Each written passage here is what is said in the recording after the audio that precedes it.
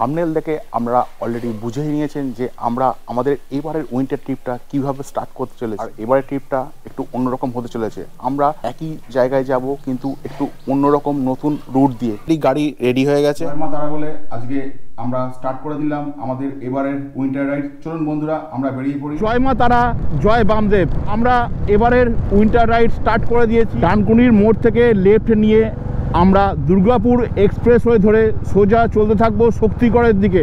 তারাপীঠে তারা মায়ের দর্শন করব, তারা মাকে পুজো দেব। আমরা এগিয়ে চলি। আজ আমাদের ডেস্টিনেশন তারাপীঠ। শীতের সকাল। এখন আমার গাড়ির ঘড়ি যেটা দেখাচ্ছে 5টা বেজে 51 মিনিট, অর্থাৎ 6টা বাজতে যায়। প্রচণ্ড ঠান্ডা লাগছে। আমি ভেতরে একটা জ্যাকেট পরেছি, তার উপর রাইডিং জ্যাকেট, তাও প্রচণ্ড ঠান্ডা লাগছে। আর এদিকে মানে হাই রোডের ধারে যে মাঠগুলো আছে কুয়াশায় কুয়াশা হয়ে আছে। আমি দেখাবো আমাদের এই ধারগুলো, প্রচণ্ড কুয়াশা হয়ে আছে। যতটা পেরেছি গাড়ি টেনে চালাচ্ছি। আমরা টার্গেট করেছি আজই মায়ের পুজো দেব। আমাদের এবারের জার্নির বা আজকের জার্নির সেকেন্ড টোলগেট আমরা ক্রস করছি। ভোরের আলো অলরেডি অনেকটাই ফুটে গেছে আর আমরা এগিয়ে চলেছি। এখন বাজে গাড়ির ঘড়িতে 6টা বেজে 15 মিনিট। আর আমরা চলেছি এখন বর্ধমানের পালসিটের ওপর দিয়ে। আর আমার রাইট সাইডে পালসিট স্টেশন। আমরা এই জাস্ট এসে পৌঁছলাম শক্তিগড়ে। আর আমার দুপাশে রাস্তার রাইট এবং লেফট সাইডে দেখুন ল্যাংচার দোকান। আমরা এইখানটায় একটু দাঁড়াবো টি ব্রেকের জন্য। এইখান থেকে আমরা রাইট সাইড ধরে এগিয়ে যাব।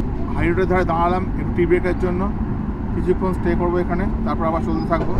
সকালের ছোট্ট টি ব্রেকের পর আবার আমরা চলতে শুরু করেছি।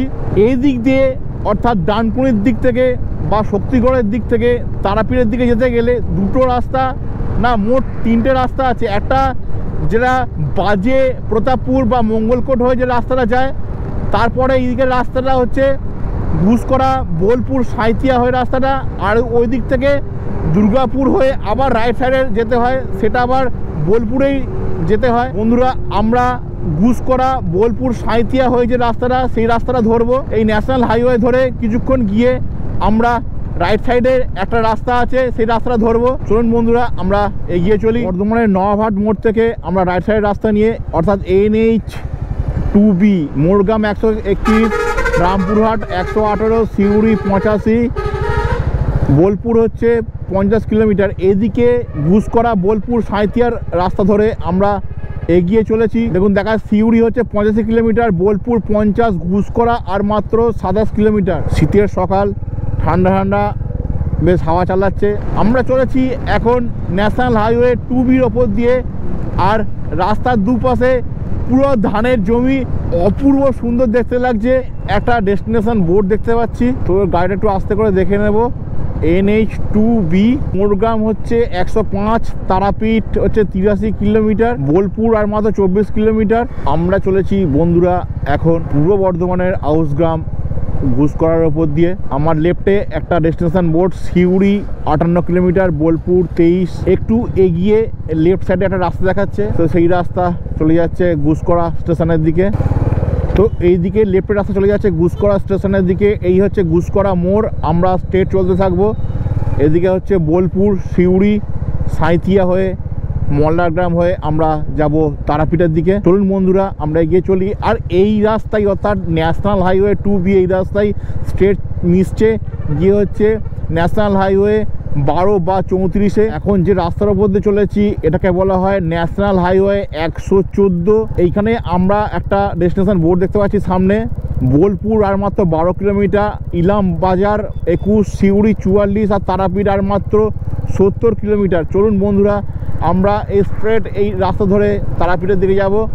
তারাপীঠ আর মাত্র 70 কিলোমিটার। আমার সামনে NH 114-র ওপর আমরা আরও একটা ডেস্টিনেশন বোর্ড দেখে নিচ্ছি। পুর আর মাত্র 10 কিলোমিটার, ইলামবাজার 19, সিউড়ি হচ্ছে 42 আর তারাপীঠ আর মাত্র 68 কিলোমিটার। আমরা এগিয়ে চলেছি এখন NH 114 ধরে। অলরেডি পূর্ব বর্ধমান ডিস্ট্রিক্ট লেফট করে বীরভূম ডিস্ট্রিক্টে এন্টার করে ফেলেছি।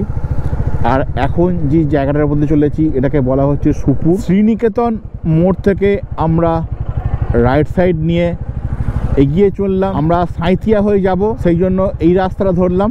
আমরা চলেছি এখন শান্তিনিকেতন রোড ধরে বিশ্বভারতীর ভেতর দিয়ে শ্রীনিকেতন মোড় থেকে এইদিকে রাস্তা অর্থাৎ সাঁইথিয়া আমোদপুর হয়ে স্ট্রেট আমরা তারাপীঠের দিকে যাচ্ছি। আর ওই দিকে একটা লেফটের দিকে রাস্তা ছিল যেটা সিউড়ি হয়ে যায়।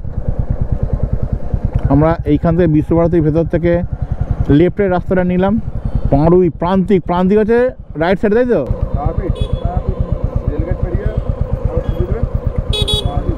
রেলগেট থেকে বাঁদিকে স্টেশনটার নাম হচ্ছে প্রান্তিক। আমার লেফটে এই প্রান্তিক স্টেশন। এই প্রান্তিক স্টেশনের রেল লাইনটা ক্রস করে আমরা চলেছি। প্রান্তিক রেল স্টেশন ক্রস করে স্ট্রেট এসে এই রাস্তা পড়ছে।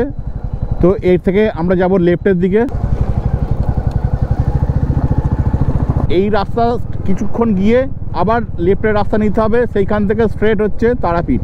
রেল স্টেশন পার করে লেফটে নিয়ে কিছুক্ষণ এসে আবার লেফটের এই রাস্তা ধরলাম, এটা বনডাঙ্গা জায়গাটার নাম।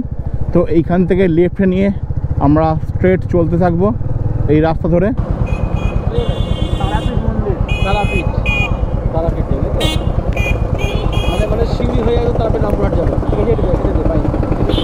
সিউড়ি হয়ে যাওয়াটা সুবিধা হবে নাকি না?